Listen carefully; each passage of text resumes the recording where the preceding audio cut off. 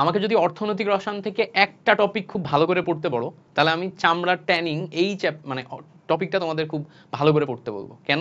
কারণ চামড়ার ট্যানিং থেকে সবচেয়ে বেশি প্রশ্ন আসতে দেখা যায়। বিশেষ করে ট্যানিং এর একটা বিক্রিয়া আছে এত চমৎকার দেখতে, এবং এটার আন্ডারস্ট্যান্ডিং এত চমৎকার যে চামড়ার ট্যানিং এর যে ক্রোম ট্যানিং এর অংশটা, এইটা থেকেই টিচাররা সবচেয়ে বেশি প্রশ্ন করে, এবং তারা এটা দেখতে চায় যে তুমি এটা বুঝো কিনা, এটা তুমি ঠিকমতো আঁকাইতে পারতেছো কিনা, বা সুন্দর করে প্রেজেন্ট করতে পারতেছো কিনা।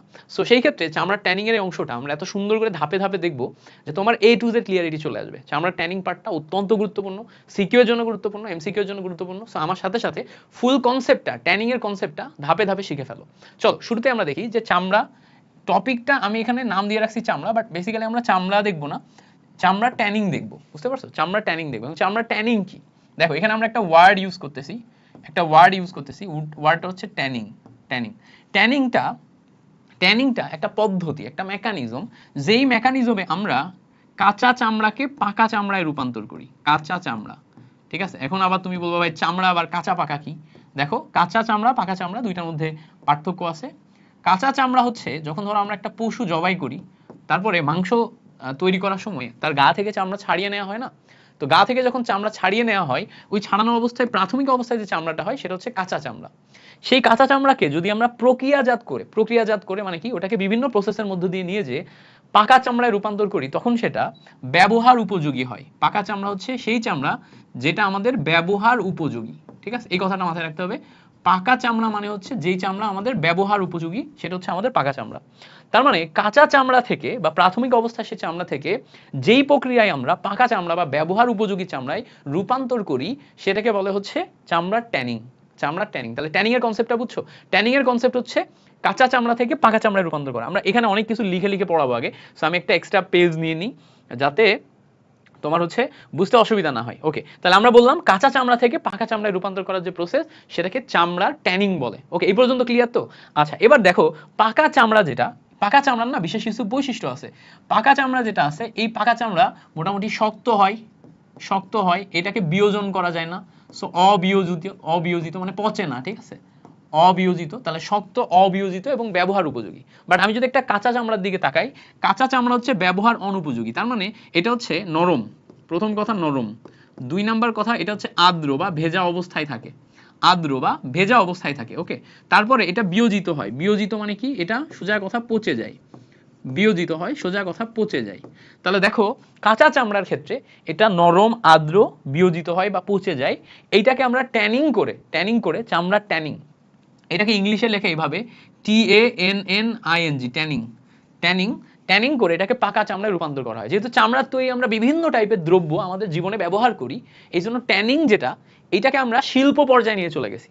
তো ট্যানিং যে শিল্প, এটাকে ট্যানারি শিল্প বলে, ঠিক আছে? ট্যানিং থেকে ট্যানারি ওয়ার্ডটা আসছে। সো দেখো চামড়া শিল্প, এটাকে আমরা ট্যানারি শিল্প বলি, ঠিক আছে?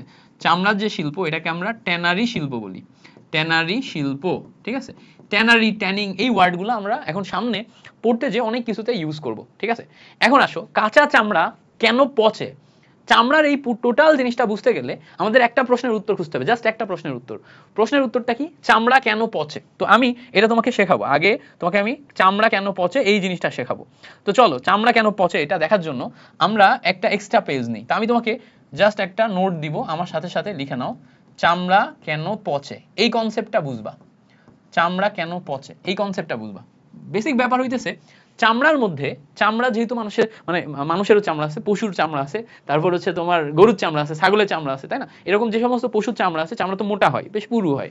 তো চামড়া মূলত প্রোটিন দিয়ে তৈরি। চামড়া মূলত কি দিয়ে তৈরি? তুমি যদি চামড়াকে বের করো বা ভাঙো, এর মাইক্রো লেভেলে দেখো এটা কি দিয়ে তৈরি? মূলত হচ্ছে প্রোটিন দিয়ে তৈরি। এখন এইটা কি এক ধরনের প্রোটিন দিয়ে তৈরি? উত্তর হচ্ছে না, নানাবিধ প্রোটিন দিয়ে তৈরি। এর মধ্যে একটা স্পেশাল প্রোটিন হচ্ছে আমাদের কোলাজেন প্রোটিন, একটা স্পেশাল প্রোটিন। এই প্রোটিনটাই হচ্ছে চামড়ার মেইন প্রোটিন। এই কোলাজেন প্রোটিন যেটা আছে, এটা তো বেসিক্যালি প্রোটিন মানে সেটার মাইক্রো লেভেলে অ্যামাইনো অ্যাসিড আছে, তাই না? তাহলে কোলাজেন প্রোটিনটার মাইক্রো লেভেলে গেলে তুমি NH CO বন্ড পাবা, যেহেতু অ্যামাইনো অ্যাসিডের মধ্যে তোমার পেপটাইড বন্ড থাকে, NH CO বন্ড। তাহলে এই যে কোলাজেন প্রোটিন যেটার মধ্যে আমাদের পেপটাইড বন্ড আছে, খেয়াল করো, পেপটাইড বন্ড, কোলাজেন প্রোটিন যার মধ্যে আমাদের পেপটাইড বন্ড আছে। তো চামড়া কেন পচে এটা বুঝতে গেলে আমরা বুঝবো চামড়ার মধ্যে প্রোটিন থাকে, সেই প্রোটিন কোলাজেন বন্ড দিয়ে তৈরি করে। সেই প্রোটিন কি তৈরি করে? কোলাজেন বন্ড তৈরি করে। কোলাজেন মানে কোলাজেন থাকে, সেই কোলাজেনের মধ্যে আমরা পেপটাইড বন্ড পাই। কি পাই? পেপটাইড বন্ড পাই। এখন দেখো এই কোলাজেন প্রোটিন ট্রিপসিন নামক এনজাইমের সাথে আদ্র বিশ্লেষিত হয়ে তোমার পচে যায়। মানে ব্যাপারটা কি ঘটে, এখন যখন এই কোলাজেন প্রোটিনে আমরা একটা এনজাইম নিয়ে আনবো, এনজাইমের নাম কি? এনজাইমের নাম হচ্ছে ট্রিপসিন। এনজাইমের নাম হচ্ছে ট্রিপসিন। তো কোলাজেন প্রোটিনের মধ্যে ট্রিপসিন নামক এনজাইম থাকবে, সেই এনজাইম এসে কোলাজেন প্রোটিনটাকে ভেঙে ফেলবে। ফলে আমাদের এই ট্রিপসিন নামক এনজাইম কোলাজেন প্রোটিনকে আদ্র বিশ্লেষিত করে, কি করে? আদ্র বিশ্লেষিত করে পচায় ফেলবে। তাহলে দেখো এখানে আমরা বেসিক্যালি কি করলাম? আদ্র বিশ্লেষিত করলাম। তাহলে এইটা আমাদের মাথায় রাখতে হবে যে চামড়াতে আমাদের প্রোটিন থাকে, সেই প্রোটিনে কোলাজেন নামক প্রোটিন থাকে, কোলাজেন প্রোটিনে আমাদের NH CO বন্ড থাকে, যেটাকে আমরা পেপটাইড বন্ড বলতেছি। ট্রিপসিন এনজাইম আদ্র বিশ্লেষিত করে এখানে আমাদের কোলাজেনকে ভেঙে ফেলে, ফলে আমাদের এই চামড়া পচে যায়। ঠিক আছে, তাহলে ভেঙে ফেলে আমাদের চামড়া পচে। তাহলে চামড়া কেন পচে বুঝলাম। এখন যদি আমরা কোনো কারণে এই ট্রিপসিন এনজাইমকে কোলাজেনের উপরে কোনো কাজ করতে না দিই, মানে ধরো ট্রিপসিন আসবে বাট কোলাজেন প্রোটিনের সাথে কোনো কাজ করবে না, তাহলে কিন্তু আমাদের পচন রোধ হয়। তাহলে পচন রোধ কিভাবে হয়? খুব সিম্পল, ট্রিপসিন এনজাইম আসবে বাট কোলাজেন প্রোটিন যেটা আছে এটাকে কিছু করতে পারবে না, এটাকে ভাঙতে পারবে না, এটাকে বিয়োজিত করতে পারবে না, এটাকে পচাইতে পারবে না।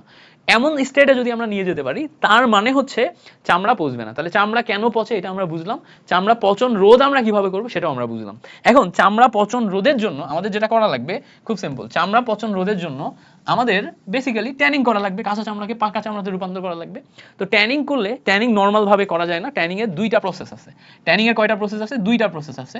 দেখো, একটা হচ্ছে প্রি ট্যানিং আর একটা হচ্ছে ট্যানিং। তাহলে আমরা যখন ট্যানিং করব, ট্যানিং এর দুইটা প্রসেস, একটা হচ্ছে প্রি ট্যানিং, আরেকটা কি? আরেকটা হচ্ছে ট্যানিং। তো প্রি ট্যানিং আর ট্যানিং দুইটার ভিতরে পার্থক্য কি? প্রি ট্যানিং মানে হচ্ছে ট্যানিং করার আগের ধাপ, যেই ধাপে আমরা ট্যানিং করার জন্য প্রস্তুতি নিই সেটাকে আমরা প্রি ট্যানিং বলি। তার মানে প্রি ট্যানিং কি? প্রি ট্যানিং হচ্ছে ট্যানিং এর প্রস্তুতি। বুঝতে পারলাম? প্রি ট্যানিং কি? প্রি ট্যানিং হচ্ছে ট্যানিং এর প্রস্তুতি। তো আমরা প্রস্তুতিটা আগে পড়বো, বিশেষ করে আমাদের ট্যানিংটাতে বেশি ফোকাস করা লাগবে। প্রস্তুতি পার্ট থেকে আমাদের এমসিকিউ আসে। কি আসে? প্রস্তুতি পার্ট থেকে এমসিকিউ আসে। আর ট্যানিং যেটা মেইন ধাপ, এখান থেকে আমাদের সিকিউ আসে, বিকজ ট্যানিং এর যে মেইন বিক্রিয়াটা, ক্রোমিয়ামের সাথে যে মেইন বিক্রিয়াটা করে, সেই বিক্রিয়াটাই হচ্ছে আমাদের দেখতে হয়। এখন আবার ট্যানিং এর ভিতরে, প্রি ট্যানিং এ আমাদের আছে হচ্ছে 7টা ধাপ, আর ট্যানিং এর ভিতরে আছে হচ্ছে আমাদের 2টা ধাপ। ট্যানিং আমাদের কি আছে? দুই ধরনের ট্যানিং আছে, 2টা ধাপ না, 2 ধরনের ট্যানিং আছে। একটা হচ্ছে ক্রোম ট্যানিং বা ক্রোমিয়াম ট্যানিং। দুইটা ট্যানিং, একটা হচ্ছে ক্রোম ট্যানিং বা ক্রোমিয়াম ট্যানিং, এটাকে খনিজ ট্যানিংও বলে। ক্রোম ট্যানিং বা ক্রোমিয়াম ট্যানিং, এটাকে খনিজ ট্যানিংও বলে। আরেকটা হচ্ছে জীবাশ্ম ট্যানিং, তাই না? আরেকটা হচ্ছে জীবাশ্ম ট্যানিং, একদম নরমাল উদ্ভিজ্জ ট্যানিং, জীবাশ্ম না, উদ্ভিজ্জ ট্যানিং। ঠিক আছে, একটা হচ্ছে ক্রোম ট্যানিং আর একটা হচ্ছে উদ্ভিজ্জ ট্যানিং, দুই প্রকার। এখন প্রি ট্যানিং এ আমাদের টোটাল ধাপ আছে 7টা। এই প্রি ট্যানিং এর 7টা ধাপ সম্পর্কে আমাদের একটু পড়াশোনা করতে হবে। চল আমরা প্রি ট্যানিং এর 7টা ধাপ সম্পর্কে পড়ি।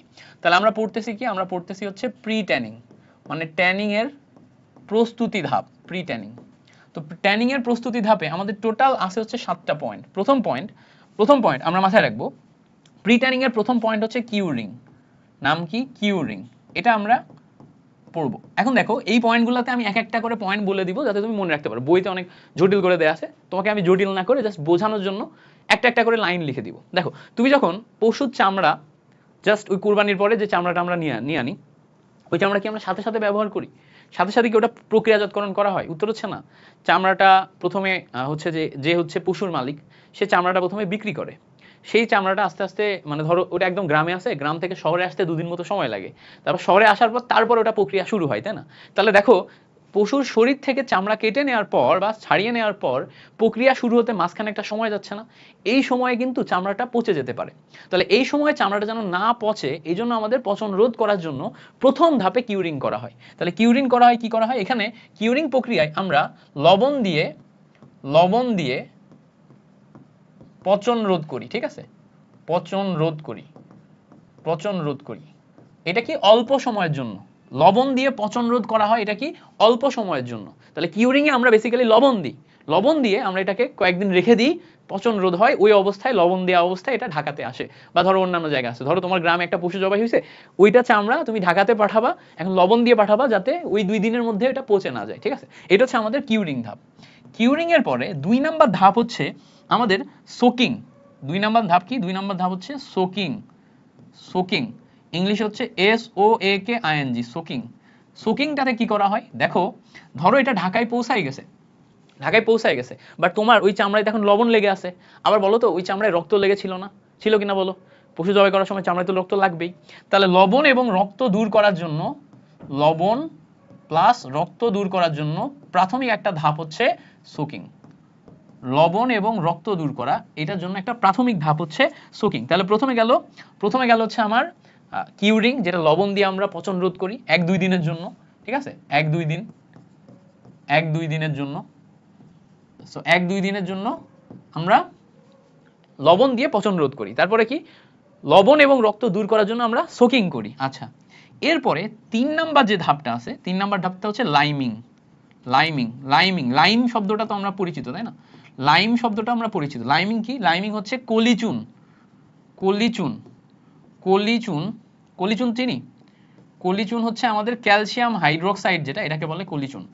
কলিচুন দিয়ে, খেয়াল করো, কলিচুন দিয়ে এখন আমরা চামড়াকে নরম করব, এখান থেকে রক্ত আরো বেশি দূর করব, পশম দূর করব, এটাকে বলা হয় হচ্ছে লাইমিং। লাইমিং হচ্ছে কলিচুন দিয়ে চামড়াকে নরম করা, পাশাপাশি লাইমিং যখন আমি করতেছি, এখান থেকে পশম দূর হয় এবং তোমার পেপটাইড বন্ড যেটা আছে, ওই যে NH CO বন্ড আছে না, পেপটাইড বন্ড যেটা আছে, পেপটাইড বন্ড হচ্ছে দুর্বল হয়, পেপটাইড বন্ড দুর্বল হয়, ঠিক আছে? এটা হচ্ছে আমরা যখন লাইমিং করি তখন। আচ্ছা, লাইমিং তো আমরা দিলাম, লাইমিং করলাম, 3 নাম্বার ধাপে লাইমিং করলাম। বাট লাইমিং এ আমরা কি সব লোম দূর করতে পারবো? সব লোম দূর করতে পারবো না। লাইমিং এ অল্প কিছু লোম চলে আসবে, বাট একদম আমার 100% লোম দূর করা লাগবে। এই জন্য একটা ধাপই থাকবে, যেই ধাপটা হচ্ছে লোম দূরকরণ। তো দেখেই বোঝা যাচ্ছে এই ধাপে আমরা একদম লোম পরিপূর্ণভাবে দূর করার জন্য কাজ করব। আচ্ছা, এটা লোম দূরকরণ ধাপ থাকবে। এবার দেখো, আমরা যখন লাইমিং করছি তখন ওখানে অনেক চুন আসছে না? তো চুন যেটা আসছে, সেই চুনগুলা খেয়াল করে দেখো, লাইমিং যখন করছি তখন এখানে লোম আসছে, এই লোম মানে চুন আসছে, এই চুনগুলা থাকলে তো আমাদের পরবর্তী ধাপ করা যাবে না। তাহলে চুন যেগুলা লেগে থাকবে লাইমিং করার সময়, ওই চুনগুলাকেও দূরকরণ করতে হবে। তাহলে আরেকটা ধাপ আমার নিতে হবে, যেটার নাম আমরা নিব হচ্ছে চুন দূরকরণ। মানে তাহলে আমরা আরেক ধাপে চুনগুলাকে দূর করব, মানে চুনগুলাকে এখান থেকে ছেটে ফেলবো। আচ্ছা, এরপর একটা ধাপ থাকবে যেটার নাম হচ্ছে বেটিং। বেটিং খুব গুরুত্বপূর্ণ একটা ধাপ। এই ধাপে আমরা চামড়ার উপরে বেশ কিছু কেমিক্যাল অ্যাপ্লাই করব। কেমিক্যাল মিন্স হচ্ছে এনজাইম অ্যাপ্লাই করব। ট্রিপসিন এবং কাইমোট্রিপসিন নামক এনজাইম অ্যাপ্লাই করব। এইটা করার ফলে চামড়া আর্দ্র বিশ্লেষিত হয়ে চামড়ার মসৃণতা বৃদ্ধি পাবে। বেটিং এর ফলে চামড়ার কি হয়? মসৃণতা বৃদ্ধি পায়। এটা কিভাবে? এখানে আমাদের 2টা এনজাইমের মিশ্রণ অ্যাপ্লাই করা হয় বেটিং স্টেজে। তো বেটিং স্টেজ কেন করতেছি? দেখো, আমাদের লোম দূর হয়ে গেছে, চুন দূর হয়ে গেছে, চামড়া সব ঠিকঠাক আছে। এখন চামড়া, যেহেতু আমরা বলছি ট্যানিং এর আগের ধাপ প্রি ট্যানিং, ট্যানিং করার আগে আমার চামড়া একটু মসৃণ করতে হবে, যাতে আমি একদম ট্যানিংটা ভালো মতো করতে পারি। সেজন্য আমরা কি করলাম? বেটিং করলাম। এরপরে লাস্ট ধাপে আমরা প্রি ট্যানিং এর মধ্যে লাস্ট ধাপে আমরা কি করব? জাস্ট পিকলিং করব। তো পিকলিং হচ্ছে চামড়াকে একদম ট্যানিং এর উপযোগী করা। এই সময় আমরা, এই ধাপে আমরা চামড়াকে এত নরম করব যাতে আমরা যখন ট্যানিং করব, ট্যানিং এর সময় ওই যে ক্রোমিয়াম এবং অন্যান্য যে সমস্ত এজেন্টগুলো আছে যেগুলো আমরা ট্যানিং করে, সেগুলো যেন ইজিলি চামড়ার মধ্যে ঢুকতে পারে। তো ইজিলি চামড়ার মধ্যে যাতে ঢুকতে পারে, তাহলে এইটা হচ্ছে ট্যানিং এর উপযোগী, একদম ট্যানিং এর উপযোগী করার জন্য পিকলিং করা হয়। তো পিকলিং হচ্ছে বেসিক্যালি কি দিয়ে করা হয়? লবণ এবং 1.5% সালফিউরিক অ্যাসিড দিয়ে করা হয়। লবণ প্লাস 1.5% সালফিউরিক অ্যাসিড, এই দুইটা দিয়ে আমরা কি করি? পিকলিং করি। লবণ এবং 1.5% সালফিউরিক অ্যাসিড দিয়ে পিকলিং করলে চামড়া লুজ হয়ে যায়, ফলে কি হয়? এটাকে ট্যানিং এর উপযোগী করা যায়, লুজ হয়ে যায় এবং এটাকে ট্যানিং এর উপযোগী করা যায়। আচ্ছা, এই পর্যন্ত ক্লিয়ার হয়েছে? আচ্ছা, এই পর্যন্ত যদি ক্লিয়ার হয়, এখন আমরা চামড়ার ক্ষেত্রে একটা স্পেশাল ধাপে যাব। কি ধাপে যাব? একটা স্পেশাল ধাপে যাব। চলো একটা স্পেশাল ধাপ দেখি। আচ্ছা, চামড়ার ক্ষেত্রে একটা স্পেশাল ধাপ দেখি। এই পর্যন্ত ক্লিয়ার হয়েছে, একটা এক্সট্রা পেজ নিলাম।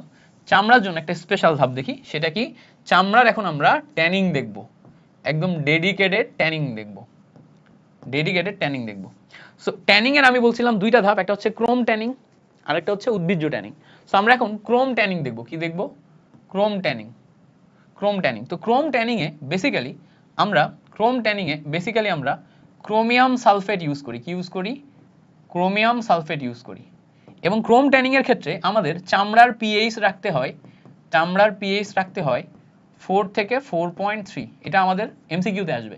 ক্রোম ট্যানিং এ আমরা ক্রোমিয়াম সালফেট ইউজ করি এবং চামড়ার পিএইচ কত রাখতে হয় এটা আমাদের এমসিকিউতে আসবে, মাস্ট মনে রাখবা। ক্রোম ট্যানিং এ পিএইচ কত রাখতে হয় প্লাস হচ্ছে কি ইউজ করি, এটা আমাদের এমসিকিউতে আসবে। এবার খেয়াল করো, যখন আমরা চামড়ার বেসিক অংশটা নিয়ে কথা বলতেছি, তখন ব্যাপার হচ্ছে এরকম যে ক্রোম ট্যানিং এ যে আমাদের ক্রোমিয়ামটা আছে, এই ক্রোমিয়ামটা চামড়ার মধ্যে যে কোলাজেন ক্রোমিয়াম মানে অক্সো জটিল যৌগ গঠন করে। কি গঠন করে? কোলাজেন ক্রোমিয়াম অক্সো জটিল যৌগ গঠন করে। এটা কেমন খেয়াল করো, আমাদের কোলাজেন যে প্রোটিনটা আছে, কোলাজেন প্রোটিন, এটার কথায় আসো। কোলাজেন প্রোটিন একটু বোঝার চেষ্টা করবো আমার সাথে সাথে, ধাপে ধাপে বোঝার চেষ্টা করলে ইজিলি বুঝবা। কোলাজেন যে প্রোটিনটা আছে এটার মধ্যে NH CO বন্ড আছে। কি আছে? NH CO বন্ড আছে। এই NH CO বন্ড যুক্ত যে কোলাজেন প্রোটিন, যখন এটাকে আমরা ওই পিকলিং স্টেজে নিয়ে গেছিলাম, পিকলিং স্টেজে এখানে তোমার C++ এবং NH3+ আয়ন সৃষ্টি হয়েছিল। জিনিসটা কেমন? আমরা যখন একটা অ্যামাইনো অ্যাসিড দেখি, নর্মাল একটা অ্যামাইনো অ্যাসিডের কথা চিন্তা করো, একটা অ্যামাইনো অ্যাসিডে NH2 থাকে, তারপরে মাঝখানে ধরো CH2 আছে, এই সাইডে ধরো CH আছে। এটা একটা অ্যামাইনো অ্যাসিড। বিভিন্ন টাইপের অ্যামাইনো অ্যাসিড থাকতে পারে, আমি একটা র্যান্ডম অ্যামাইনো অ্যাসিড লিখছি। এই অ্যামাইনো অ্যাসিডে যখন আমরা বিভিন্ন স্টেজ করতেছিলাম, একটা ধাপে এসে এই সাইডে NH3+, মাঝখানে CH2 আর এই সাইডে C+- ছিল। এই ধাপটাতেই আমরা দেখো এক সাইডে অ্যামোনিয়াম প্লাস আয়ন পাইছি আর এক সাইডে তোমার অক্সালেট মাইনাস আয়ন পাইছি, তাই না?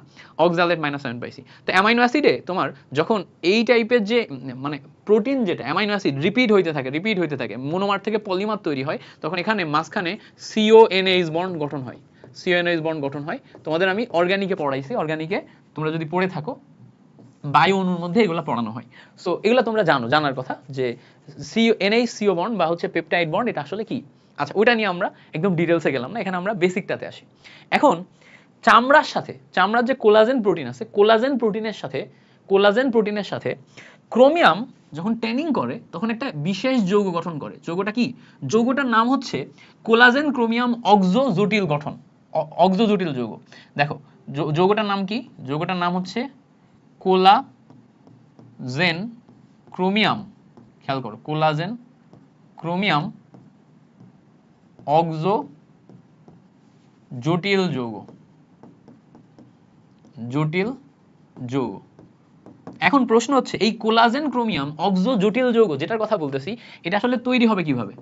আমি তোমাকে ধাপে ধাপে এটা লেখা শেখাবো। আমি যেভাবে লেখা শেখাবো এভাবেই শিখে ফেলবা, একদম পানির মতো ইজিলি পারবা। প্রথমে এভাবে চিন্তা করো, প্রথমে একটা ক্রোমিয়াম বসাবা, তারপর একটা অক্সিজেন বসাবা, তারপর একটা ক্রোমিয়াম বসাবা, তারপর একটা অক্সিজেন বসাবা, তারপর একটা ক্রোমিয়াম বসাবা, তারপর একটা অক্সিজেন বসাবা। এই সাইডে আরেকটা অক্সিজেন বসাইতে পারো। এভাবে oxygen chromium, oxygen chromium, oxygen chromium, oxygen. এবার যেটা করবা, অক্সিজেন এবং ক্রোমিয়ামের মাঝখানে বন্ড দিবা, অক্সিজেন এবং ক্রোমিয়ামের মাঝখানে বন্ড দিতে থাকবা। অক্সিজেনের দুইটা হাত, এদিকে একটা খোলা থাকবে, এদিকে একটা খোলা থাকবে। বুঝতে পারছি? এভাবে বুঝতে পারছি? এবার খেয়াল করো, এই যে অক্সিজেন এবং ক্রোমিয়াম এর মাঝখানে যে বন্ড আছে না, এই বন্ড বরাবর এখন তুমি যেটা করতে পারো, এই বন্ড বরাবর এখন তুমি এরকম দাগ দিবা। কি করবা? বন্ড বরাবর এরকম দাগ দিবা। পারবা কিনা বলো? এই যে বন্ড বরাবর এরকম দাগ দিবা, বন্ড বরাবর এরকম দাগ দিতে থাকবা। পারবা কিনা বলো? বন্ড বরাবর এরকম দাগ দিতে থাকবা। ওকে, বন্ড বরাবর এরকম দাগ দিতে থাকবা।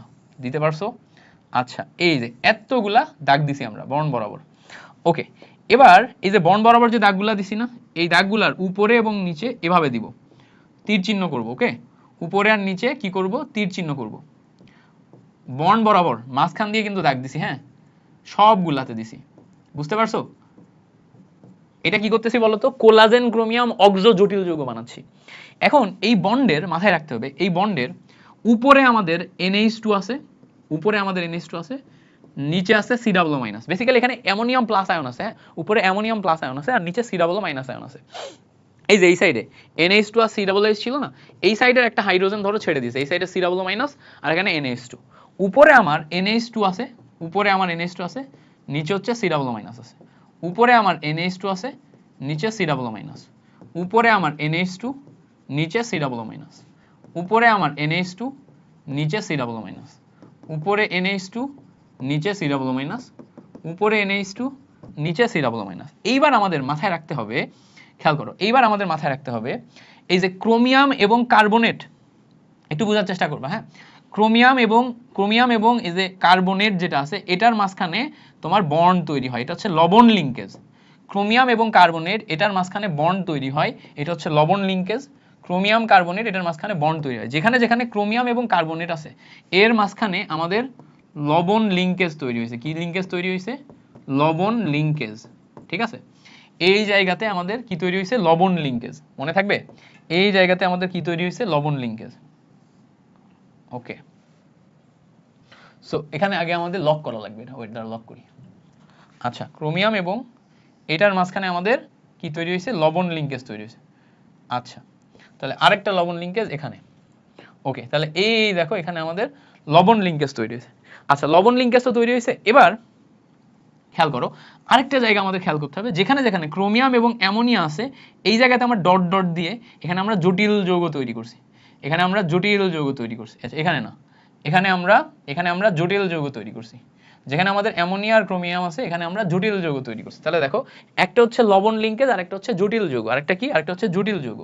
এটা কি? এটা হচ্ছে জটিল যৌগের কি? এই যে জটিল যৌগের এখানে তোমার এইটা হচ্ছে সন্নিবেশ বন্ধন, জটিল যৌগ না। বেসিক্যালি এটাকে বলা হবে কি? এটাকে বলা হবে সন্নিবেশ বন্ধন, ঠিক আছে, সন্নিবেশ বন্ধন। তো এই যে ক্রোমিয়ামের সাথে চামড়ার কোলাজেন প্রোটিন, কোলাজেনের সাথে ক্রোমিয়াম যেই যৌগটা গঠন করলো, খেয়াল করে দেখো এখানে তুমি যদি একটু খেয়াল করো, এই টোটাল কোলাজেন ক্রোমিয়াম যে জটিল যৌগটা গঠন করলো, এই কোলাজেন ক্রোমিয়াম যে জটিল যৌগটা গঠন করছে, এই কোলাজেন ক্রোমিয়াম জটিল যৌগটার কারণেই কোলাজেন প্রোটিন আর বিক্রিয়া করতে পারে না। কোলাজেন ক্রোমিয়াম জটিল যৌগ, বুঝতে পারছো এটা আসলে কিভাবে করলাম? আমি আরেকবার দেখাবো, দরকার হলে আরেকবার দেখাবো। এইটাই কিন্তু আমাদের মেইন বিক্রিয়া, সিকিউতে আসবে। এটাই আমাদের মেইন বিক্রিয়া, সিকিউতে আসবে। সো এটা আমাদের আরেকবার দেখতে হবে। এটা হচ্ছে আমাদের মেইন বিক্রিয়া, সিকিউতে আসবে। ওকে, সো এটা আমাদের খুব ভালো মতো শিখতে হবে, এটা যেন ভুল না হয়। ওকে, আমি আরেকবার দেখাচ্ছি এটা কিভাবে আঁকবা, আরেকবার দেখাচ্ছি। প্রথমে তুমি কি করবা? একটা ক্রোমিয়াম নিবা, তারপরে অক্সিজেন নিবা, তারপরে ক্রোমিয়াম নিবা, আরেকটা অক্সিজেন নিবা, আরেকটা ক্রোমিয়াম নিবা। এবার দেখো মজার ব্যাপার হচ্ছে তুমি যেটা করবা যে ক্রোমিয়াম অক্সিজেন নিছো না, এই বরাবর একটা উপর থেকে নিচে দাগ টানবা, তারপরে এই বরাবর একটা উপর থেকে নিচে দাগ টানবা, এই বরাবর একটা, প্রত্যেকটা বন্ড বরাবরই একটা উপর থেকে নিচে দাগ টানতে হবে, প্রত্যেকটা বন্ড বরাবরই একটা উপর থেকে নিচে দাগ টানতে হবে। টানছো? এবার মাথায় রাখতে হবে যে এই কর্নার, নিচের কর্নারে আমার কার্বনেট মাইনাস আছে আর উপরে অ্যামোনিয়া আছে, প্রত্যেকটাই আছে। সো নিচের কর্নারে এই বরাবর আমি লবণ লিঙ্কেজ পাবো আর এই বরাবর আমি সন্নিবেশ বন্ধন পাবো, এই বরাবর আমি লবণ লিঙ্কেজ পাবো আর এই বরাবর আমি সন্নিবেশ বন্ধন পাবো, ঠিক আছে। সেম এখানে যদি এভাবে দাও, এই বরাবর আমি লবণ লিঙ্কেজ পাবো, এই বরাবর আমি সন্নিবেশ বন্ধন পাবো। তাহলে একটা হচ্ছে আমার লবণ লিঙ্কেজ, একটা কি? একটা হচ্ছে আমার লবণ লিঙ্কেজ, আরেকটা হচ্ছে আমার কি বলতো? সন্নিবেশ বন্ধন। তাহলে লবণ লিঙ্কেজ এবং সন্নিবেশ বন্ধন উভয়ের কম্বিনেশন। তাহলে আমরা বুঝতে পারলাম ক্রোমিয়াম ঠিক কিভাবে আমাদের এই কোলাজেন প্রোটিনের সাথে ক্রোমিয়াম কোলাজেন বন্ড তৈরি করছে। এইটা তোমাকে আঁকানো শিখতে হবে ভাইয়া, এটা মাস্ট। এই যে জিনিসটা শেখালাম না, এটা মাস্ট। আচ্ছা, আজান দিচ্ছে, সো আমরা একটা আজানের জন্য একটা ছোট্ট ব্রেক নিব, তারপরে যে আবার পড়া শুরু করব।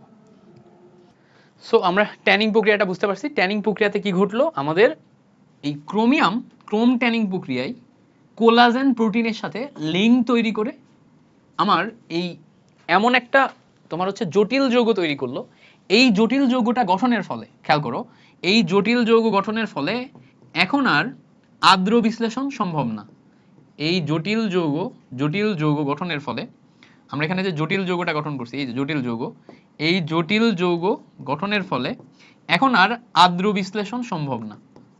আদ্র বিশ্লেষণ কি হয়ে যাবে? অসম্ভব হয়ে যাবে। ফলে এই চামড়া অবিয়োজিত হয়ে যাবে। এই চামড়া এখন অবিয়োজিত মানে কি? এখন এটা আর পচবে না, তারপরে শক্ত হয়ে যাবে, অবিয়োজিত হয়ে যাবে, শক্ত হয়ে যাবে এবং এটা এখন ব্যবহার উপযোগী হয়ে যাবে, ঠিক আছে। সো আমরা এইভাবে একটা কাঁচা চামড়া থেকে পাকা চামড়া পেয়ে যাবো। এখন এই চামড়া কি বলতো? এই চামড়া হচ্ছে আমাদের পাকা চামড়া। এই চামড়া এখন আমাদের কাছে যেটা আছে এটা হচ্ছে আমাদের পাকা চামড়া। তাহলে আশা করি ক্লিয়ার করতে পারছি।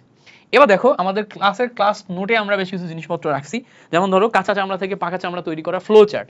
প্রথমে আমরা কাঁচা চামড়া নিছি, তারপরে আমরা কিউরিং করছি লবণ দিয়ে, লবণ দিয়ে প্রথম ধাপে কিউরিং করা হয়, তারপরে লাইমিং করা হয়, লাইমিং এর পরে ডিলাইমিং এবং বেটিং করা হয়, তারপরে পিকলিং করা হয়। পিকলিং ধাপের একটা স্পেশাল কাজ হচ্ছে পিএইচ কমানো, এই কথাটা বলা হয়নি, বাট আমরা বলছিলাম যে আমাদের পিএইচ এর মান কত প্রয়োজন। আমরা বলছিলাম যে ক্রোম ট্যানিং এর ক্ষেত্রে আমাদের পিএইচ মান প্রয়োজন হচ্ছে 4 থেকে 4.5, 4 থেকে 4.3। তো সেই জায়গাতে আমাদের পিএইচ কমানো হয় হচ্ছে পিকলিং স্টেজে। এরপরে দেখো আমরা ক্রোম ট্যানিং করলাম, তারপরে আমরা পাকা চামড়ায় রূপান্তর করলাম। এই হচ্ছে আমাদের ফ্লো চার্ট। এই ফ্লো চার্টটা একদম থ্রোলি পড়ে ফেলবা। এবার আসো, প্রত্যেকটা ধাপের সংজ্ঞা আমাদের মুখস্থ করতে হবে। যেমন ধরো প্রথমে কিউরিংটা কি সেটা আমাদের মনে রাখতে হবে, যে আমরা যখন কাঁচা চামড়া নিই সেটা ব্যাকটেরিয়া থেকে রক্ষা করার জন্য আমরা লবণ দিয়ে সোডিয়াম ক্লোরাইড দিয়ে রাখি, এটাকে বলে কিউরিং। এরপরে লাইমিং মানে কি, কলিচুন বা চুন এবং সোডিয়াম সালফেট এই দুইটা দ্রবণে আমরা ডুবিয়ে রাখবো। এতে কি হবে, লোম চর্বি এবং রক্ত দূর হবে। আচ্ছা, এরপরে বেটিংটা কি করা হয়, চামড়াকে অপ্রয়োজনীয় প্রোটিন দূর করা হয়। যে সমস্ত প্রোটিন আমাদের কাছে অপ্রয়োজনীয়, এদেরকে দূর করার জন্য আমরা ট্রিপসিন নামক এনজাইম দিই, এটা দিয়ে তোমার অপ্রয়োজনীয় দূর করা হয়, এটাকে বলে বেটিং। এবং আমি বলে দিছিলাম বেটিং স্টেজে চামড়া হচ্ছে মসৃণ হয়, অপ্রয়োজনীয় প্রোটিন দূর করে ফেললে বেটিং স্টেজে আমাদের চামড়া কি হয়, মসৃণ হয়। এরপরে দেখো পরের ধাপ হচ্ছে পিকলিং। পিকলিং এ আমরা চামড়াকে অ্যাসিডিক দ্রবণ মানে কি, লবণ এবং এই যে বলছিলাম লবণ এবং 1.5% সালফিউরিক অ্যাসিড এই দ্রবণে ডুবাই, এতে আমাদের পিএইচ কমে যায় এবং ক্রোম ট্যানিং এর জন্য প্রস্তুত হয়ে যায়। পিকলিংটা হচ্ছে আমাদের ক্রোম ট্যানিং এর জন্য 100% প্রস্তুত করে ফেলে। এরপরে আমরা ক্রোম ট্যানিং করি, এটা দেখছি না আমরা, টোটাল এই জিনিসটা দেখছি না, এটা কিভাবে আঁকতে হবে এটা দেখছি। এই জায়গাতে আমাদের মূলত পিকলিং করা চামড়ায় কোলাজেন ফাইবার ক্রোমিয়াম সালফেট দ্বারা প্রক্রিয়াজাত করে পাকা চামড়ায় রূপান্তর করা হয়। ঠিক আছে, মেকানিজম কিভাবে কাজ করে, এখানে আমাদের যে কোলাজেন প্রোটিন থাকে, কোলাজেন প্রোটিনের সাথে CONH বন্ধন, এটা ক্রোমিয়ামের সাথে ক্রস লিঙ্ক করে জটিল জালের মতো বন্ধন তৈরি করে, ফলে আমাদের এখানে চামড়া কি হয়, শক্ত, মজবুত এবং পানি ব্যাকটেরিয়া প্রতিরোধী হয়ে যায়। ঠিক আছে, সো এই পর্যন্ত আমাদের মাথায় রাখতে হবে। লাস্টে একটা এমসিকিউ স্পেশাল আছে, যেটাকে বলা হচ্ছে ওলেশন। ট্যানিং এর সময় ক্রোমিয়ামের জটিল আয়নগুলা পর্যায়ক্রমে পলিমার গঠন করে, এই পলিমার গঠনকে ওলেশন বলে। ঠিক আছে, হোয়াট ইজ ওলেশন, এটা মাথায় রাখতে হবে। তাহলে এটা যখন পলিমার গঠন করবে, পলিমার গঠনটাকে আমরা বলতেছি হচ্ছে ওলেশন। ওকে, ক্লিয়ার করতে পারছি? এবার দেখো এখান থেকে আমরা একটু প্রিভিয়াস কোশ্চেন যদি অ্যানালাইসিস করি, কি বলছে, চামড়ার ক্রোম ট্যানিং এর মূলনীতি ব্যাখ্যা করো। তাহলে ফ্লো চার্টের মাধ্যমে তুমি মূলনীতি ব্যাখ্যা করবা। আমি যে মূলনীতি বললাম না, যে একটা চামড়া কিভাবে পচে আর সেটাকে কিভাবে পচন রোধ করা যায়, ক্রোম ট্যানিং এর মাধ্যমে কিভাবে পচন রোধ করা যায়, তাহলে এটা আমি অলরেডি ডান করাই ফেলছি, তাই না? মূলনীতি আমাদের ডান।